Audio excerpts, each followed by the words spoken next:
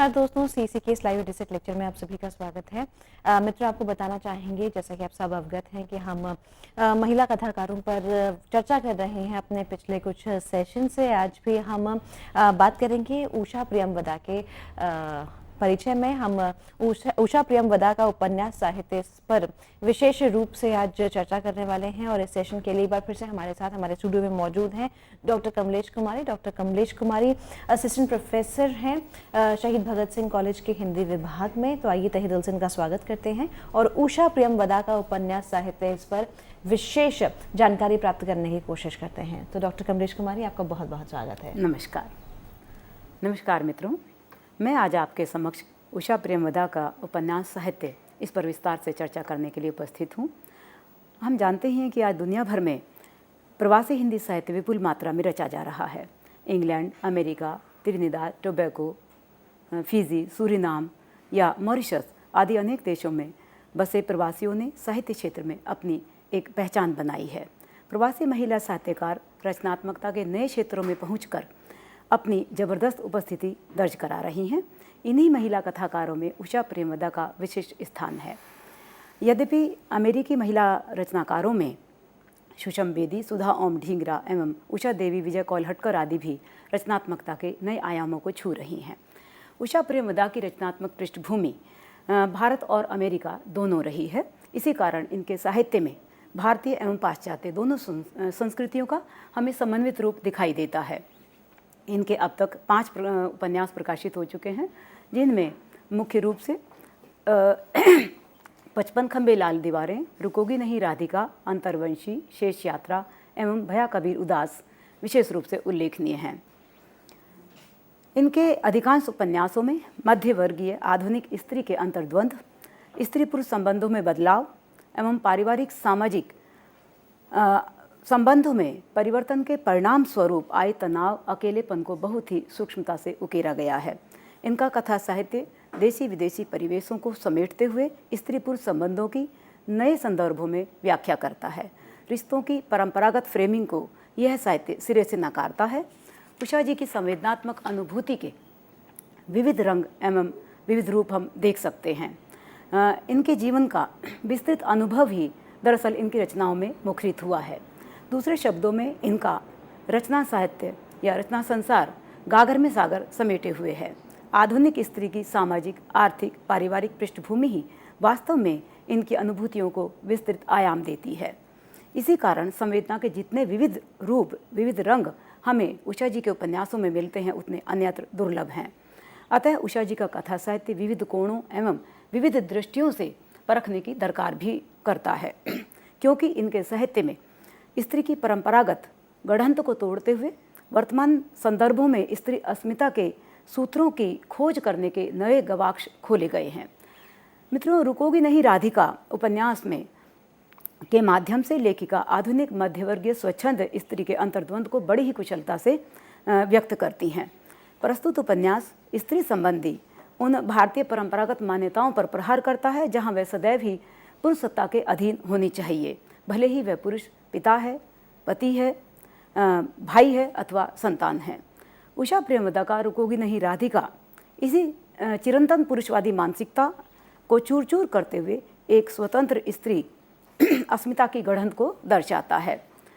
उपन्यास की नायिका राधिका अपने जीवन निर्णयों को स्वयं लेती है तथा अपने पर थोपे गए किसी भी प्रकार के निर्णयों को वह अस्वीकार करती है और एक आधुनिक शिक्षित स्त्री के रूप में सदियों से चली आ रही उन मान्यताओं को तोड़ते हुए जीवन के प्रति एक नवीन दृष्टिकोण अपनाती है।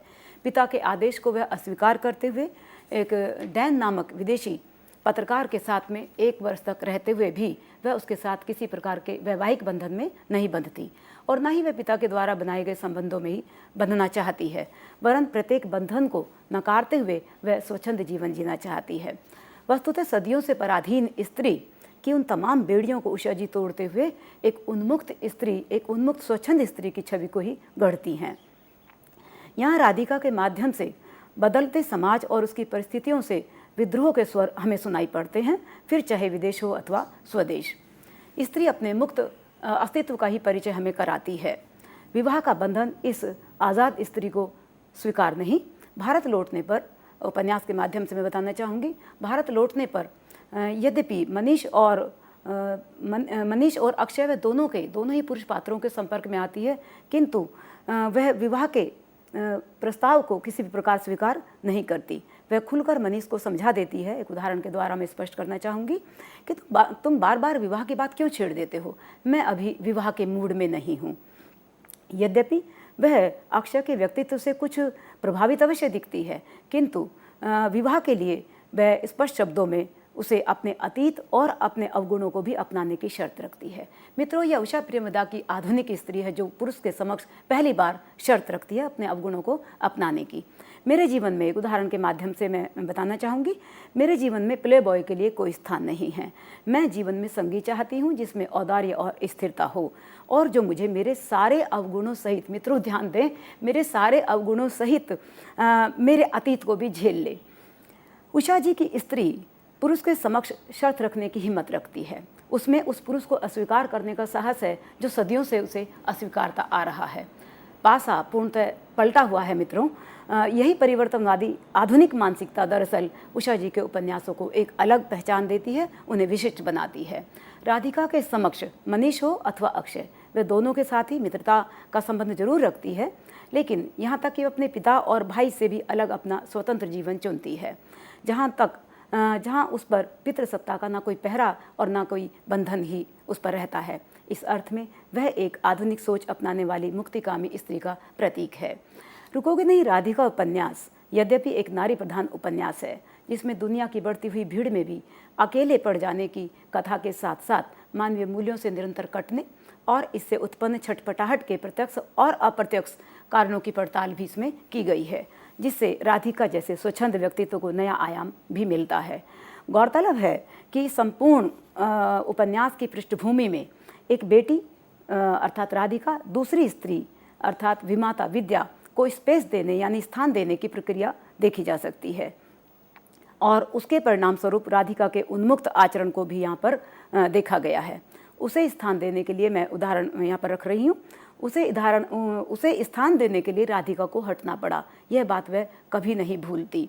लेखिका उषा प्रेमदा का उद्देश्य केवल बदले की भावना के परिणाम स्वरूप राधिका की मुक्ति की तलाश करना नहीं है, वरन राधिका परदेश में जब डैन से अलग होकर स्वयं अकेलेपन का जीवन जी रही थी, उस समय उसे पिता के अकेलेपन का एहसास होता है, क्योंकि माँ की मृत्यु के पश्चात 18 वर्षों तक पिता अकेले रहे।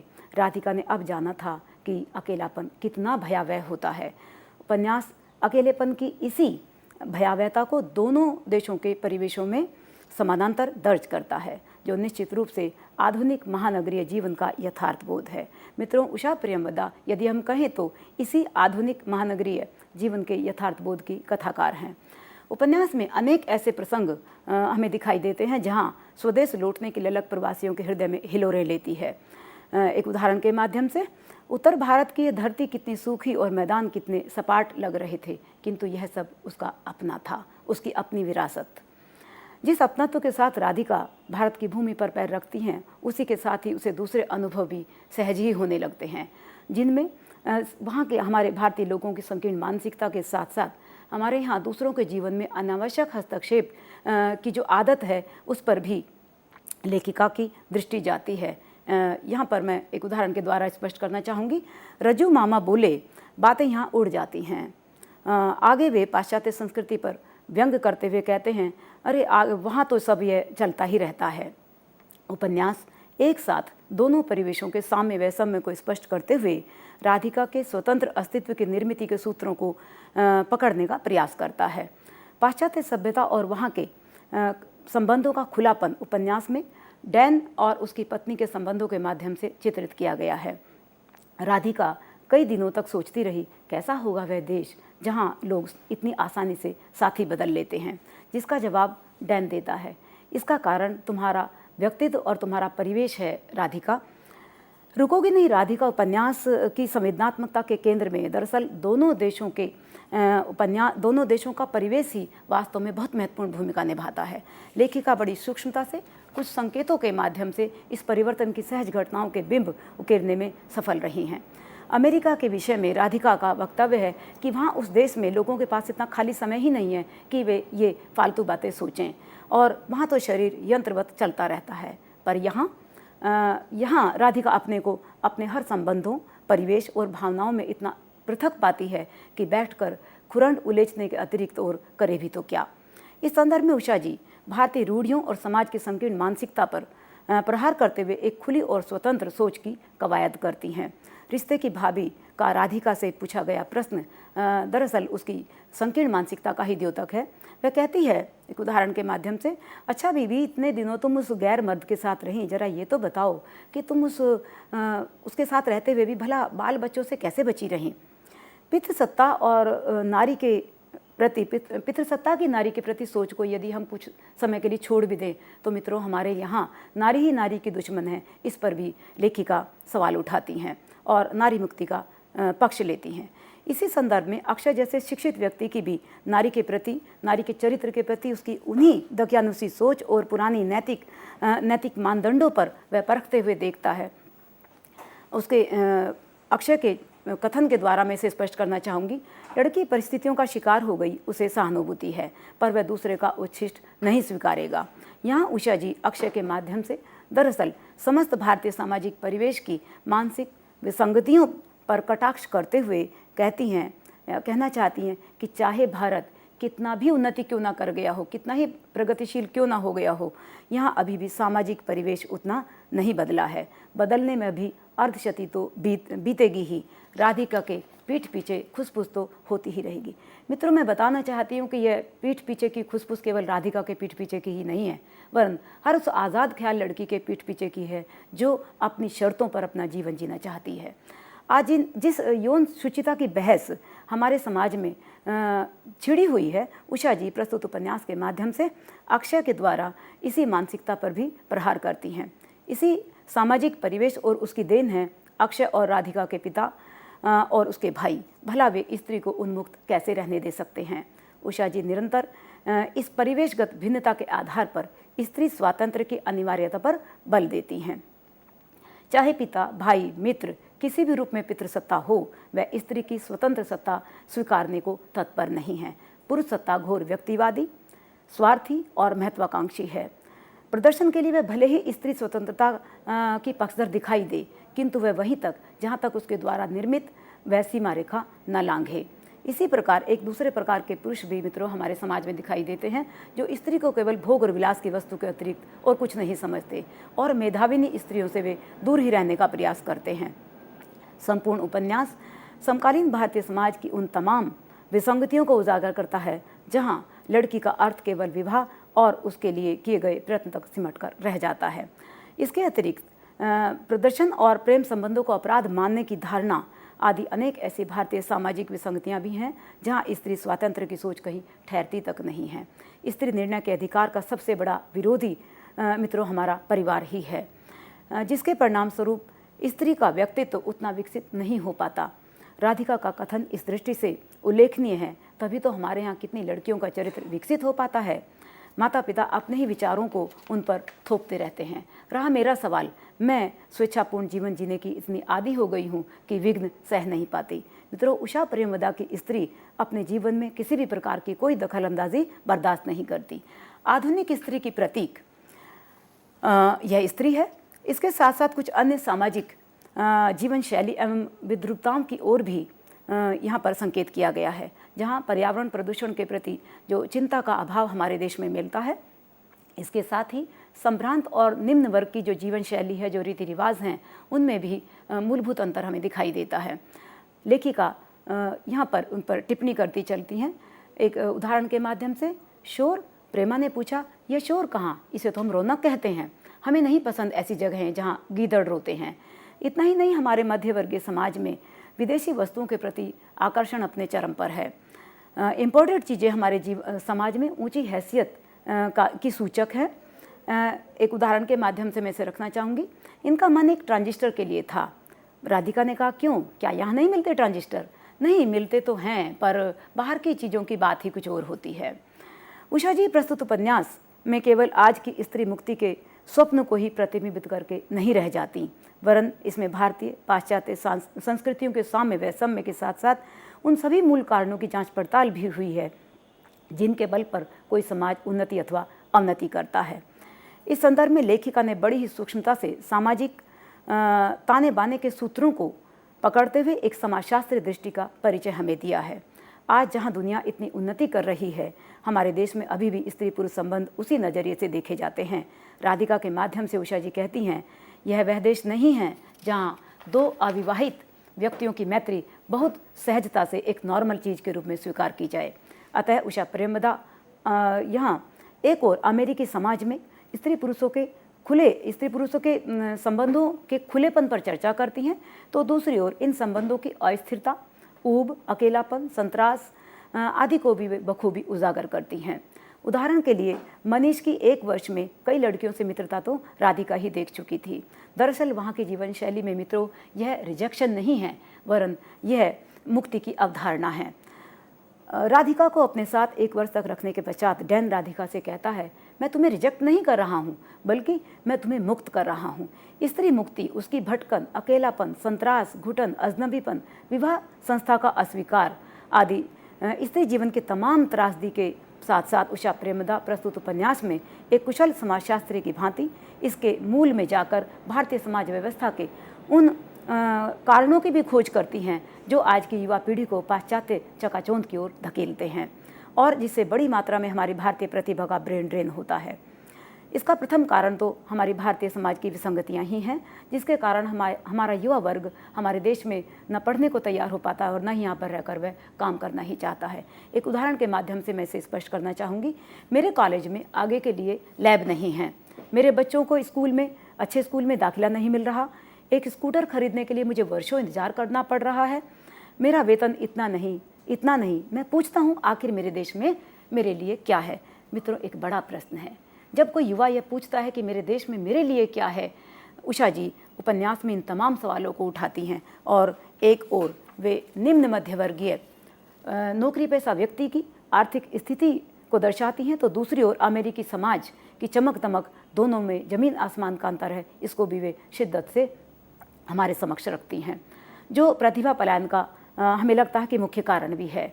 संसाधनों की कमी, अवसरों की कमी, बेरोजगारी, गरीबी, भूख, बड़े बड़े स्लम्स, देह व्यापार, पराई भाषा के प्रति प्रेम, या कहें कि हमारी भारतीय मातृभाषा में शिक्षा का ना होना आदि अनेक ऐसे कारण हैं जिस पर उषा जी अपनी पैनी दृष्टि रखती हैं। उदाहरण के लिए, मेरी आदत हिंदी बोलने की छूट गई है, या हमारे बच्चे तो अंग्रेजी के अतिरिक्त और कोई भाषा जानते ही नहीं हैं। इसके अतिरिक्त उषा जी भारतीय समाज की यथार्थ तस्वीर प्रस्तुत करते हुए हमारी कार्यशैली पर भी सवाल उठाती हैं और संकेत करती हैं कि ऐसे कौन कौन से क्षेत्र हैं जहां अभी सुधार की नितांत आवश्यकता है, जिसे वे युवा पीढ़ी को पहले तो कल्चरल शॉक का नाम देती हैं और उस पीढ़ी के वहां कुछ समय रहने के पश्चात वापस लौटने पर उसे रिवर्स कल्चरल शॉक कहती हैं। उषा जी सूक्ष्म से सूक्ष्म सामाजिक जो रूढ़ियाँ हैं, मान्यताएं हैं, उन पर भी टिप्पणी करती हैं। एक उदाहरण के माध्यम से मैं बताना चाहूँगी कि आज भी हमारे समाज में हमारी दादियाँ और नानियाँ अपनी पोतियों के लिए, अपनी नातियों के लिए बाजूबंद सहेज कर रखती हैं, उनके दहेज के लिए। निस्संदेह उषा प्रेमदा का प्रस्तुत उपन्यास आधुनिक समाज में स्त्री के स्वतंत्र अस्तित्व की खोज तो करता ही है, लेकिन उषा जी केवल नारी मुक्ति की इस संवेदना का मुख्य पक्ष ही यहाँ पर नहीं उठाती, वरन उषा जी बहुआयामी संवेदनात्मक स्तरों को परत दर परत उघाड़ती चलती हैं, जहाँ भारतीय पाश्चात्य संस्कृति की टकराहट एवं पाश्चात्य मूल्यों के प्रति आकर्षण तो है ही, साथ ही एक गहन समाजशास्त्रीय विश्लेषणात्मक दृष्टि का भी हमें परिचय मिलता है। इस तरह उपन्यास आधुनिक जीवन एवं समाज के अनेक नवीन आयामों को सशक्त रूप में उद्घाटित करता है। प्रस्तुत उपन्यास का विश्लेषण करते हुए कल्पना वर्मा के मत का मैं उल्लेख करना चाहूँगी कि आधुनिक जीवन की एक और समस्या प्रवासी भारतीयों की सांस्कृतिक पहचान और उनके टूटन की है। यहाँ वे विदेशों में धन और अवसरों की तलाश में जाते हैं, वहाँ की चमक दमक में खो जाते हैं, किंतु मन से पूर्णतः भारतीय होने के कारण वे वहाँ के संस्कारों को भी पूरी तरह नहीं अपना पाते और दोहरी जिंदगी जीने को अभिशप्त हो जाते हैं। जब वे अपनी सांस्कृतिक पहचान के लिए पुनः भारत लौटते हैं तो यहाँ आकर भी वे सब कुछ बदला सा पाकर वे ठगे से रह जाते हैं। वह एक विभाजित व्यक्ति बनकर रह जाते हैं। उषा प्रेमवदा की रुकोगी नहीं राधिका की नायिका राधिका दरअसल इसी प्रवासी व्यक्तित्व की, इसी प्रवासी व्यक्ति की एक तरह से प्रतिनिधित्व बन जाती है। जैसे राधिका की हंसी उसके हर्ष की सूचक नहीं है, वरन यह तो पाश्चात्य औपचारिकता का एक भाग है। इसी प्रकार यहाँ पर राधिका अपनी विमाता विद्या का नाम लेती है, जो निश्चित रूप से पाश्चात्य संस्कृति का ही प्रभाव है। अन्य वक्तव्य भी इसकी पुष्टि करते हमें दिखाई देते हैं। ऐसा लगता है कि राधिका यहाँ पर केवल अपना ही नहीं, मानो स्वयं लेखिका के दर्द को भी बयां करती हैं, जिनका खुद अपना जीवन भी प्रवासी भारतीय महिला का रहा है। निश्चित रूप से एक प्रवासी भारतीय स्त्री की पीड़ा, उसके अनुभव तो इस उपन्यास में अनुस्यूत हैं ही, लेकिन इसके अतिरिक्त उषा प्रेमवदा खुद अपने इस उपन्यास के बारे में क्या कहती हैं, मैं उनके शब्दों में यहाँ पर इसका सारांश रखना चाहूँगी। उपन्यास भारतीयों की मानसिकता में गहरे उतरकर बड़ी ही संवेदनशीलता से परत दर परत उनके असमंजस को पकड़ने का सार्थक प्रयास करता है। ऐसे लोग जो जानते हैं कि कुछ साल विदेश में रहने के पश्चात भारत लौटना मुश्किल है या लौटना संभव नहीं है, पर वे यह भी जानते हैं कि ना सुख वहाँ था और ना सुख यहाँ है। स्वदेश में अनिश्चितता और सारहीनता का एहसास तो वापसी पर यहाँ हम देखते हैं कि वापसी पर परिवार के बीच होने वाले कटु अनुभव एक विषैला सा स्वाद छोड़ देते हैं। यह अनुभव विदेश में पहले कल्चरल शौक से गुजरती हुई नायिका को कुछ ऐसा ही महसूस करने को बाध्य करता है। मेरा परिवार, मेरा परिवेश, मेरा जीवन की अर्थहीनता और मैं स्वयं भावनाहीन पुतली सी जो मैं होती जा रही हूँ। लेकिन लेखिका की मान्यता है कि यह उपन्यास सिर्फ अकेली स्त्री के अनुभवों को ही नहीं, आधुनिक समाज में बदलते रिश्तों की प्रकृति से तालमेल न बिठा पाने वाले अनेक व्यक्तियों और संबंधों की बारीकी से पड़ताल भी करता है। एक असामान्य पिता की सामान्य संतानों के साथ असहज संबंधों की कथा वास्तव में यह उपन्यास कहता है। ऐसे लोग जिनके पारिवारिक सीमांतों पर बाहरी पात्रों की दस्तक इनके रिश्तों को एक नया आयाम देती है, जो ठेठ आधुनिक समाज की देन है। इस आधुनिक समाज में अन्य बहुआयामी सत्यों और तथ्यों को भी लेखिका बराबर अपने उपन्यास में दर्ज करती चलती हैं। मित्रों, उषा प्रेमवदा को हिंदी कथा जगत में विशिष्ट पहचान उनकी वापसी कहानी और उनके 55 खंबे लाल दीवारें उपन्यास से मिलती है। यह उनका 1962 में प्रकाशित पहला उपन्यास है, लेकिन संवेदनात्मक एवं कलात्मक परिपक्वता के साथ आधुनिक बोध को पूर्णतः सार्थक करता हुआ निम्न मध्यवर्गीय भारतीय स्त्री की ऊब, संतरास, छटपटाहट, अकेलापन और आर्थिक विवशता की स्थिति को प्रस्तुत उपन्यास में बहुत ही मार्मिक ढंग से यहाँ पर दर्शाया गया है, व्यक्त किया गया है। दरअसल उषा प्रेमवदा आधुनिकता की प्रबल पैरोकार हैं और उनके कथा साहित्य में के जो मूल सरोकार हैं वे भी उनकी इसी आधुनिक जीवन दृष्टि से जुड़ते दिखाई देते हैं। तो दूसरी ओर उनमें चित्रित प्रसंगों और संवेदनाओं के साथ हमारे हर वर्ग का पाठक तादात्म्य का अनुभव करता है। यह पाठक किसी भी प्रकार के, जो पुराने संस्कार वाला पाठक है, वह भी किसी प्रकार के अटपटेपन का एहसास नहीं करता। प्रस्तुत उपन्यास में व्यक्ति, परिवार, स्त्री पुरुष संबंध आदि का यथार्थ चित्रण बड़ी ही सहजता से किया गया है। उषा प्रेमवदा एक भारतीय स्त्री हैं जो परदेश अर्थात अमेरिका में निवास करती हैं, परंतु उनका मन मित्रों पूर्णतः भारतीय है और भारतीय परिस्थितियों में रमा हुआ मन है। इसी संदर्भ में भारतीय नारी की सामाजिक आर्थिक विषमताओं से जन्मी मानसिक यंत्रणा को बड़े मार्मिक ढंग से उपन्यास प्रस्तुत करता है। चार दीवारी में कैद आज की आधुनिक स्त्री जब आर्थिक रूप से आत्मनिर्भर होती है तो परंपरागत सामाजिक मूल्यों में बुनियादी परिवर्तन तो निश्चित रूप से आता ही है। उपन्यास की मुख्य पात्र सुषमा अपने त्यागमयी नारी रूप में उपस्थित है। मध्यवर्गीय परिवार के पालन पोषण की जिम्मेदारी जब एक स्त्री के कंधों पर आ जाती है तो उसके अंतर्मन की अंतरकथा का सूक्ष्म और मार्मिक चित्रण उपन्यास में बड़े ही सहज ढंग से किया गया है। लड़कियों के कॉलेज में हॉस्टल वार्डन के रूप में पूरे परिवार की पोषक बनते बनते वह स्वयं को भूलकर पूरी तरह प्रौढ़ा बन जाती है। उसकी इस भूमिका के विषय में घनश्याम मधुप का मत उल्लेखनीय है। मैं इसका अभिसार कुछ समय बाद में रखना चाहूँगी। नमस्कार मित्रों।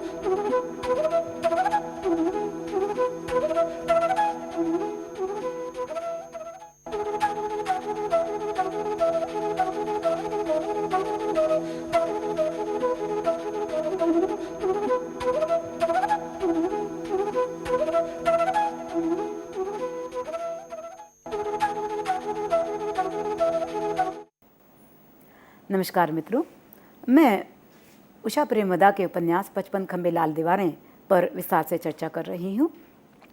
उनके इस उपन्यास के संदर्भ में घनश्याम मधुप का मत उल्लेखनीय है।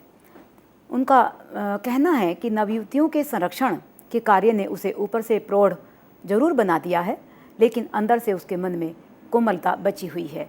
लेखिका इसी कोमलता को बचाए और बनाए रखने का प्रयास करती हैं। एक तरह से हॉस्टल के 55 खंबे और लाल दीवारें प्रतीकात्मक रूप से उसके लिए कारावास ही हैं, जिनसे वह आजीवन मुक्त नहीं हो पाती, और घुटन, बेबसी, अकेलापन और असंतोष ही वास्तव में उसके जीवन का पर्याय बन जाते हैं। यद्यपि इस नीरस जीवन से वह मुक्ति पाने हेतु विवाह करना चाहती है, लेकिन परिवार की जिम्मेदारियों परिवार की जिम्मेदारियों से वह मुक्त नहीं हो पाती और उसी अकेलेपन में घुटकर रह जाती है। यद्यपि हम यहाँ पर देखते हैं कि इन पारिवारिक जिम्मेदारियों के दबाव में उसके समस्त स्वप्न जो हैं वो चूर चूर हो जाते हैं, और इसी स्वप्न को पूरा करने के लिए वह अपने से 5 साल छोटे नील के संपर्क में आती है। लेकिन अपना सब कुछ समर्पित भी उसको करती है, पर नौकरी की अनिवार्यता को समझते हुए पारिवारिक दायित्वों को महत्व देने हेतु नील से विवाह के प्रस्ताव को अस्वीकार करना ही मानो उसकी नियति बन जाती है। इस संबंध में सुषमा तर्क देती है कि जीवन में बहुत महत्वपूर्ण काम है, सिर्फ विवाह ही तो नहीं है। और देशों में देखिए, बिना विवाह किए ही सारी औरतें कैसे मज़े में रहती हैं। यहाँ उसका विवाह न करना मित्रों इच्छा नहीं, वरन एक मजबूरी है। यहाँ उसका हम देखते हैं कि जहाँ एक निम्न मध्यवर्गीय परिवार की आर्थिक स्थिति का दबाव माता पिता को स्वार्थी तक बना देता है, और जिसके नीचे उसकी एक लड़की की खुशियाँ, उसके सपने दबकर रह जाते हैं, शेष बचती है तो केवल मजबूरी।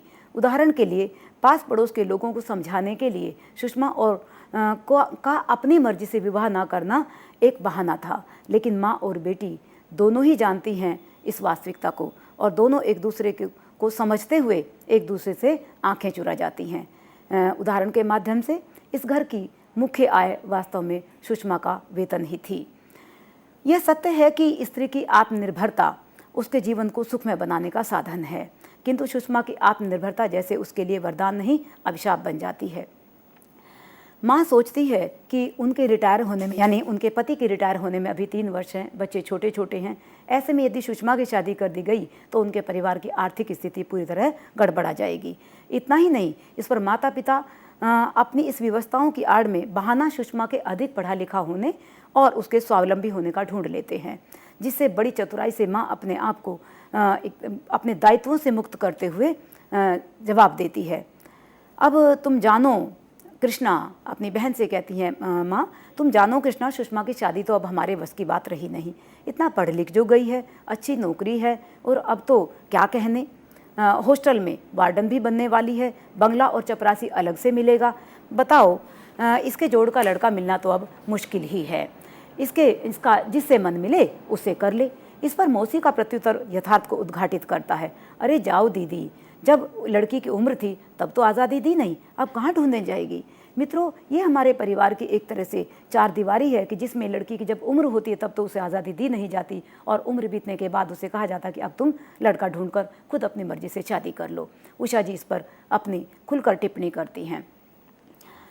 प्रस्तुत उपन्यास उषा जी का अमेरिकी परिवेश में हम देखते हैं। उनके अधिकांश उपन्यास उषा जी के अमेरिकी परिवेश में लिखे गए हैं, किंतु उनका यह उपन्यास पूर्णतः भारतीय पृष्ठभूमि में लिखा गया है।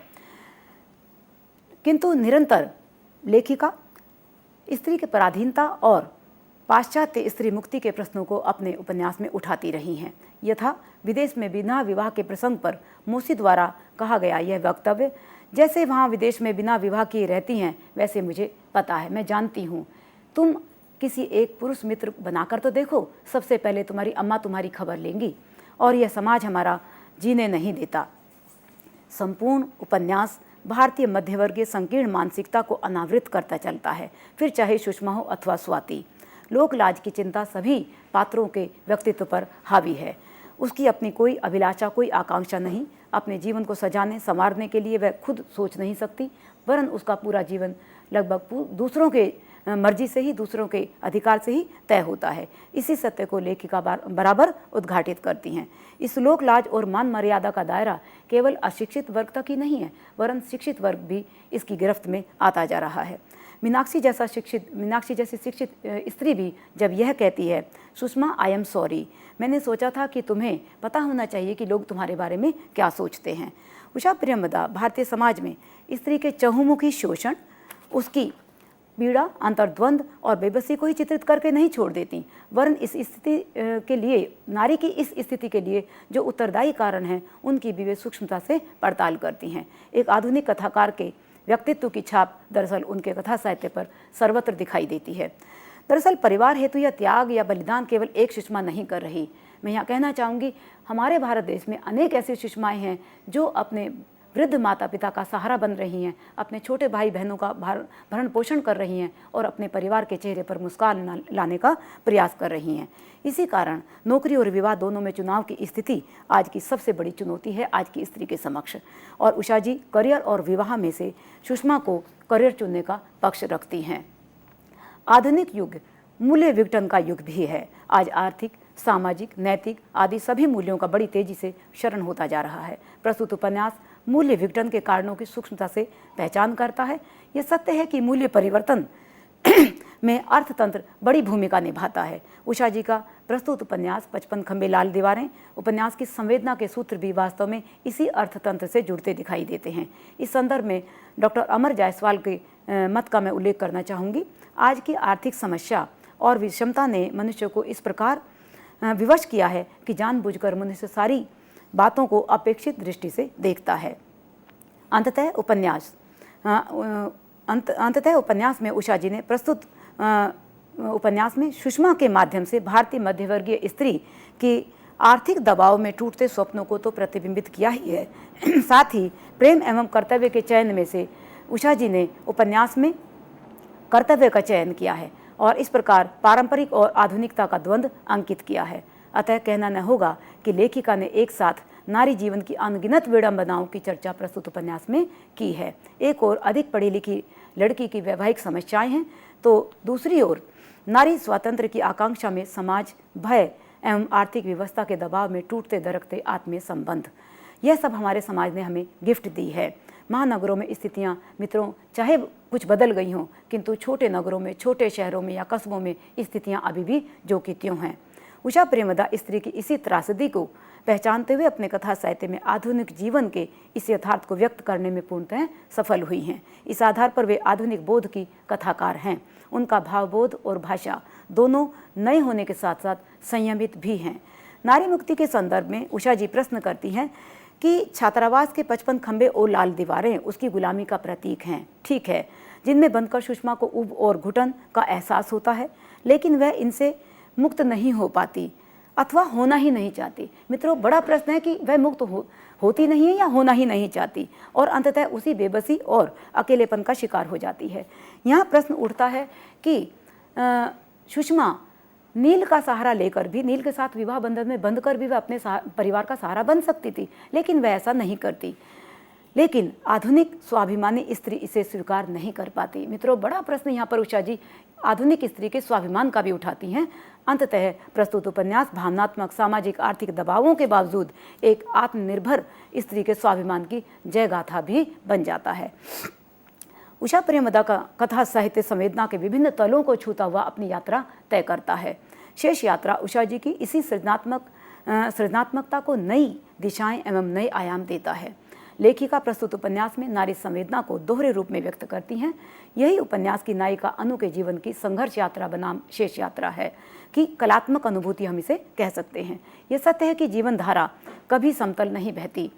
जीवन के उतार चढ़ाव के साथ संवेदनात्मकता में परिवर्तन निरंतर होता रहता है, जिसका स्वरूप कहीं दुखात्मक होता है तो कहीं रागात्मक होता है। शेष यात्रा सही अर्थों में अनु की जीवन यात्रा के विविध पक्षों को उसके जीवन काल के 2 खंडों में विभाजित करके उसको देखा गया है। प्रथम कालखंड में अनु के जीवन की विवाह से पूर्व की स्थिति है, विवाह से पूर्व का काल है, तथा विवाह के बाद की कुछ सुखद अनुभूतियां जिन्हें हम भ्रामक स्वप्न कह सकते हैं, इस कालखंड को दर्ज किया गया है, जहां प्रणव कुमार उसे प्रवासी प्रणव कुमार उसे एक भावनाहीन प्राणहीन वस्तु की भांति पसंद कर लेता है बिना उसकी मर्जी जाने, और ऐसा लगता है जैसे यह उसकी विवाह उसके जीवन की सर्वोत्तम उपलब्धि है। उसे विवाह हेतु गुड़िया की भांति सजा दिया जाता है, मानो उसके जीवन का सबसे बड़ा उद्देश्य पूरा हो रहा हो, वह भी एक NRI दूल्हे के रूप में। भारतीय समाज युगों से स्त्री को पुरुष की अनुगामिनी मानता आया है। यह उसकी नियति है कि कि स्त्री पति के इशारों पर चले, उसकी मर्जी को अपनी मर्जी माने और उसकी समस्त इच्छाओं के समक्ष अपनी कोई शर्त न रखकर उन्हें मानती चली जाए। वास्तव में भारतीय संस्कारों में पली बढ़ी अनु इन्हीं संस्कारों को लेकर प्रणव के घर पहुंची, जहां वह भोग और विलास की वस्तुओं के सामान के बीच एक अन्य वस्तु के रूप में पहुंचा दी जाती है, और जहां पहुंचकर मित्रों वह धन्य भी अपने आप को समझती है।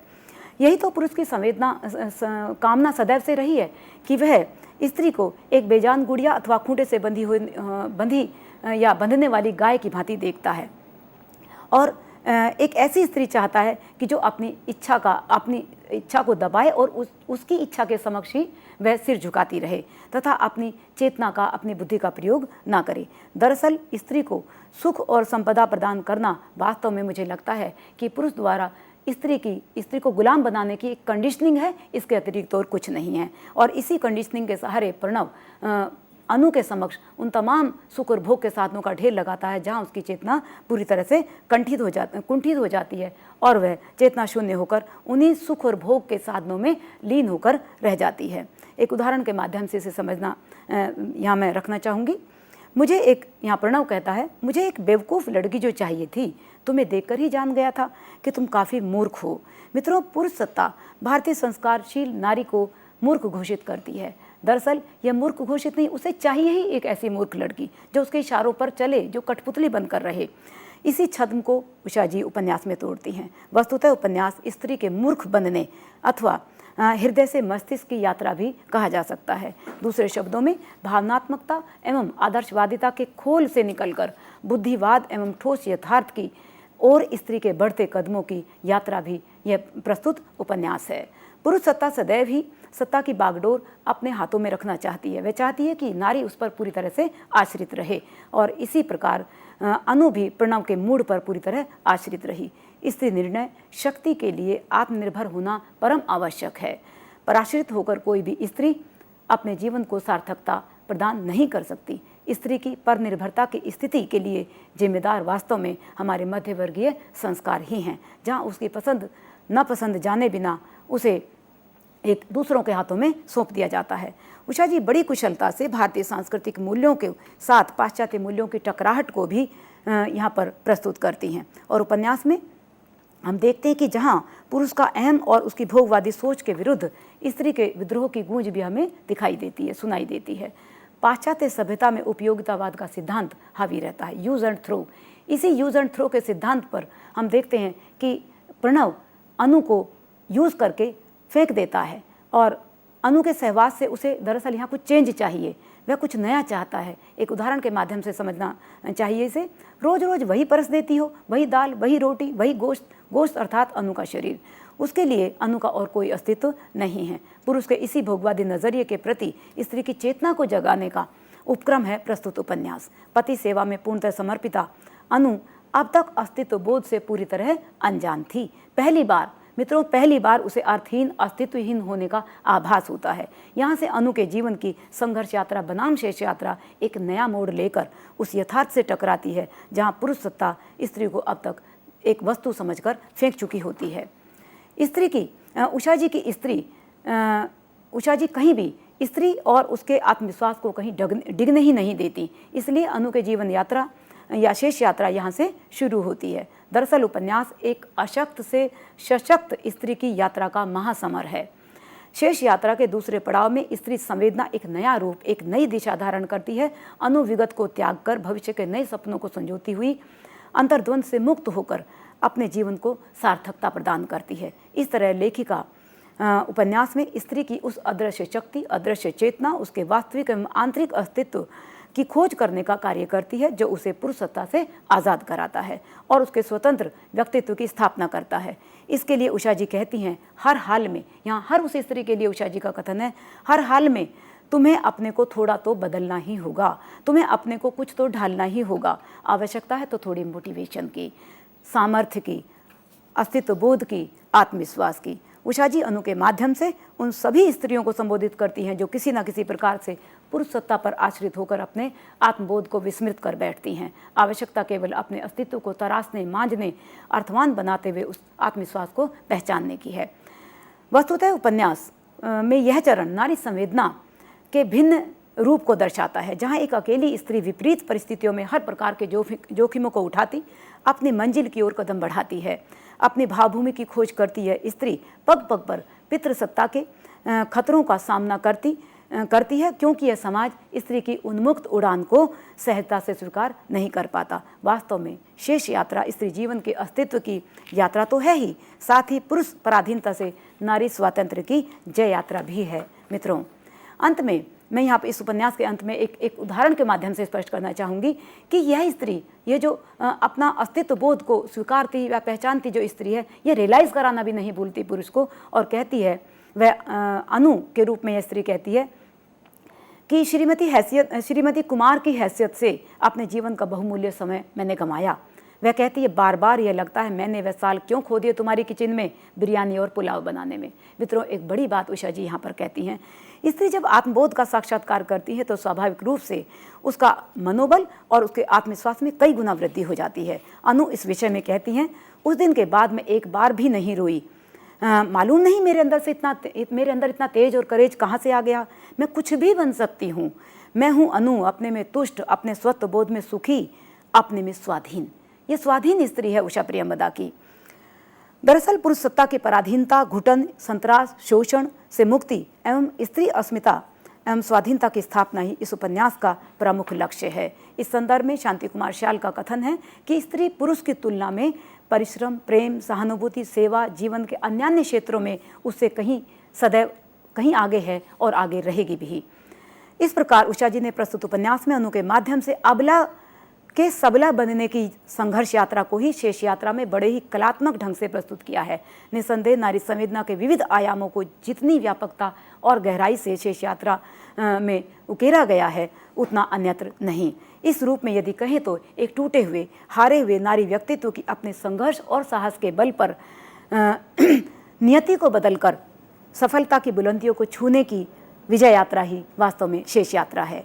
उषा जी का अंतर्वंशीय उपन्यास एक विदेश की पृष्ठभूमि पर लिखा गया कुछ भिन्न प्रश्नों को उठाता है। भारतीय समाज के मध्यवर्गीय परिवारों में एनआरआई दूल्हे के प्रति बड़ा क्रेज़ है, और एनआरआई दूल्हे के प्रति यदि किसी लड़की का विवाह हो जाता है तो लगता है कि वह तो परम सौभाग्यशाली है। ऐसी परम सौभाग्यशाली वाना भी जो मध्यवर्गीय परिवार की है, उसका भी विवाह एक ऐसे ही एनआरआई से हो जाता है, जो मध्यवर्गीय परिवार की कन्याओं का प्रतीक तो है ही। और यह वाना विदेश में जाकर, विदेश की धरती पर जाकर वहाँ की जीवन परिस्थितियों से सीधे मुठभेड़ की संभावनाएं तलाशती है। साथ ही अमेरिकी समाज में लेस्बियन संबंधों की आंतरिकता का मर्मस्पर्शी चित्रण करते हुए विकसित एवं सभ्य राष्ट्र अमेरिका के आंतरिक समाज की लघु झलक भी हमें प्रस्तुत उपन्यास देता है। उषा प्रेमवदा ने यहाँ नायिका वाना को अमेरिकी रंग ढंग में बदलकर उसके संघर्ष को नए आयाम दिए हैं। निश्चित रूप से उषा प्रेमवदा का अंतर्वंशीय उपन्यास भारतीय संस्कारों वाली स्त्री की मानसिकता पर पाश्चात्य परिवेश को दर्शाने में सफल रहा है। अमेरिका में जहां भोगवादिता अपने चरम पर है, उसका अदृश्य प्रभाव वहां रह रही जो प्रवासी हैं उनकी जीवन शैली को भी धीरे धीरे अपनी गिरफ्त में लेता जा रहा है। प्रस्तुत उपन्यास इसका ज्वलंत उदाहरण पेश करता है। मित्रों, उषा जी का अंतिम उपन्यास भया कबीर उदास एक नई भावभूमि, बहुत सहज स्वाभाविक ढंग से मानव मन की तमाम इच्छाओं, कामनाओं, लालसाओं, निराशाओं को बड़ी ही कुशलता से चित्रण इसमें किया गया है। शरीर की पूर्णता अपूर्णता का प्रश्न किसी न किसी स्तर पर मन और जीवन की पूर्णता के प्रश्न से भी जुड़ जाता है। यह उपन्यास शुरू से लेकर अंत तक इसी सवाल से जूझता है कि क्या नारी सौंदर्य के प्रचलित मानदंडों और समाज की दृष्टि के अनुसार एक आधे अधूरे शरीर को उन समस्त कामनाओं, भावनाओं को पालने का अधिकार है जो स्वस्थ और संपूर्ण देह वाली स्त्रियों के लिए सहज और स्वाभाविक होता है। उपन्यास की नायिका अमेरिका की भूमि पर अपना स्वच्छंद जीवन जीते हुए अचानक स्तन कैंसर से ग्रस्त हो जाती है। कैंसर की मर्मांतक पीड़ा का अत्यंत स्वाभाविक चित्रण प्रस्तुत उपन्यास में ब्यौरेवार किया गया है। साथ ही नारी प्रखरता एवं बौद्धिकता भी पुरुषों को आकर्षित नहीं कर पाती, इस पर भी शिद्दत से उषा जी अपनी टिप्पणी करती चलती हैं। पैमला का यह कथन, तुम प्रखर हो, अपनी बौद्धिकता में प्रज्वलित, स्वतंत्र, पुरुष डर जाते हैं तुमसे, तुम अपने एक ही ध्येय पर टिकी हुई हो, सफलता, पैसा, स्वच्छंद जीवन और अपना करियर। निस्संदेह आज की आज़ाद स्त्री के लिए उम्र बीत जाने के पश्चात भी विवाह उतना ज़रूरी नहीं है, उसकी आवश्यकता नहीं समझती, बल्कि उसके लिए उसका सफल करियर और स्वच्छंद जीवन ही वास्तव में उसका जीवन आनंद है। उषा जी नारी के प्रति इसी आधुनिक दृष्टिकोण के लिए जानी जाती हैं। भया कबीर उदास उपन्यास एक कैंसर डायरी है मित्रों, या कहें कि लेखिका ने कैंसर पर इतनी रिसर्च की है मानो वे स्वयं इस मर्मांतक पीड़ा से गुजरी हों। उनके गहन शोधपरक चिंतन की परिणति ही इस उपन्यास में हुई है। सकारात्मक सोच, इस महामारी के लिए सकारात्मक सोच कितनी आवश्यक है। उषा जी का मानना है कि सकारात्मक सोच को जीवन हेतु आशा की किरण माना जा सकता है। जिजीविषा, साहस कैंसर मरीजों के लिए संजीवनी है। उषा जी प्रतीकात्मक रूप से पोपी के फूल के माध्यम से एक कैंसरग्रस्त रोगी की उन क्षणिक कामनाओं का बड़ा ही जीवंत और स्वाभाविक चित्रण करती हैं। एक उदाहरण के माध्यम से रखना चाहूँगी। सीमेंट के एक दरार में पोपी का एक फूल खिल उठा है। एक छोटा सा पौधा, उसे नहीं मालूम कि गाड़ी गैराज से निकलेगी और उसे कुचल डालेगी। कुछ दिन हैं उस फूल के पास, अपनी नन्ही नन्ही पंखुड़ियाँ फैलाकर सूर्य का स्वागत, हल्के हल्के झोंकों पर झूमना और नर्तन। क्षणभंगुर जीवन में से भी कुछ पल जिंदगी के आनंद के लिए चुराए जा सकते हैं। उसे पता है कि उसकी स्तन कैंसर की सर्जरी की तारीख नज़दीक है, समीप है, इसलिए उस समय को मुट्ठी में भरकर भरपूर जी लेने की आकांक्षा संवेदना को एक नया मोड़ देती है, जहां शेषेंद्र के साथ वह शारीरिक संबंध बनाती है। लेखिका उपन्यास में दो पुरुषों के माध्यम से स्त्री संवेदना को अलग अलग आयाम प्रदान करती हैं। एक और शेषेंद्र का नायिका के साथ संबंध है, जो स्तन कैंसर ग्रस्त तो है किंतु उसके प्रिय अंग अभी उसके शरीर से अलग नहीं किए गए हैं, और बड़ी चतुराई से वह शेषेंद्र को इस विषय में बताती भी नहीं है और देह सुख को, शारीरिक सुख को वह भोगती है। तो दूसरी ओर शेषेंद्र की अपनी पत्नी है जिसकी सर्जरी हो गई है और उसके प्रिय अंग उसके शरीर से अलग कर दिए गए हैं। मित्रों, यह वही शेषेंद्र है जो अपनी पत्नी के समीप तक भी नहीं जाता।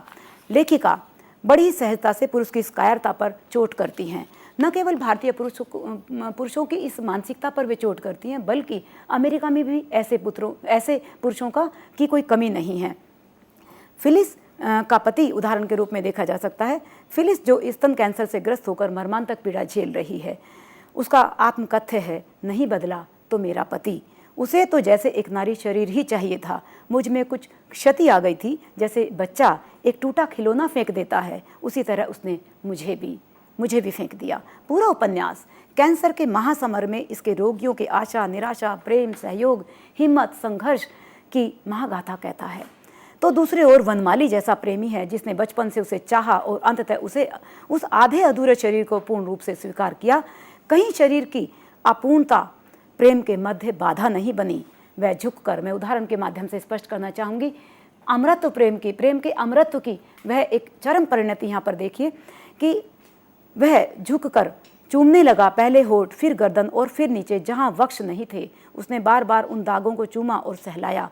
मैं तुमसे प्यार करता हूँ यमन, प्यार करता हूँ। शरीर के प्रिय अंगों के छिन जाने के पश्चात, तमाम चोटों के बावजूद, लेकिन मन कब अधूरा रहता है। वह तो बार बार पूरा होकर मनुष्य से जीवन से अपना हिस्सा मांगता है, अपना सुख मांगता है, अपना आनंद मांगता है। प्रस्तुत उपन्यास में उषा जी स्त्री पुरुष संबंधों को नए संवेदनात्मक धरातल पर स्थापित करती हैं।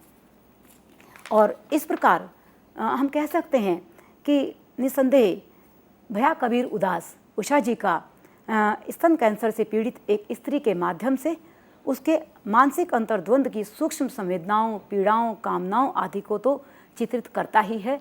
बड़ी शिद्दत से उषा जी यहाँ पर बड़े ब्यौरेवार उसका वर्णन करती हैं। साथ ही एक नारी के शारीरिक सौंदर्य के वास्तविक मानदंडों का प्रश्न भी उठाया गया है। यदि कहा जाए मित्रों, तो अब तक मैं कहना चाहूँगी कि अब तक कैंसर पर इतना विस्तृत एवं गहन शोधपरक उपन्यास शायद ही हिंदी साहित्य में आया हो, शायद ही हिंदी में कहीं अन्यत्र मिलता हो।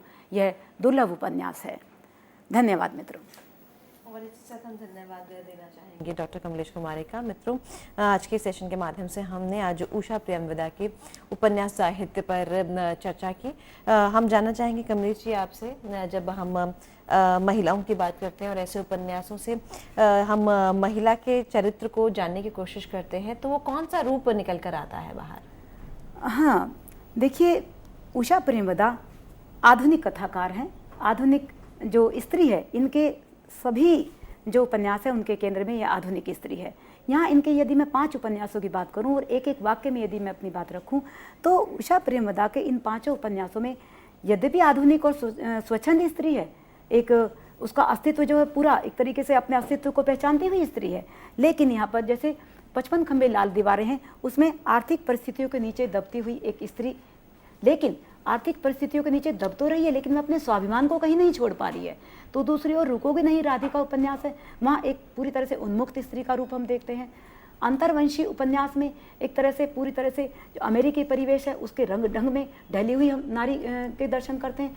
तो शेष यात्रा उपन्यास पर मैं कहना चाहूँगी गीतिका जी कि शेष यात्रा उपन्यास में स्त्री का वह रूप हमारे सामने आया है जहाँ मैं पितृसत्ता को एक तरीके से पछाड़ती हुई, उसको एक तरीके से अस्वीकारती हुई और अपने पूरे अपनी एक तरह से साहस के साथ पर अपनी नियति को बदलकर वह पुरुष के सामने खड़ी हो जाती है।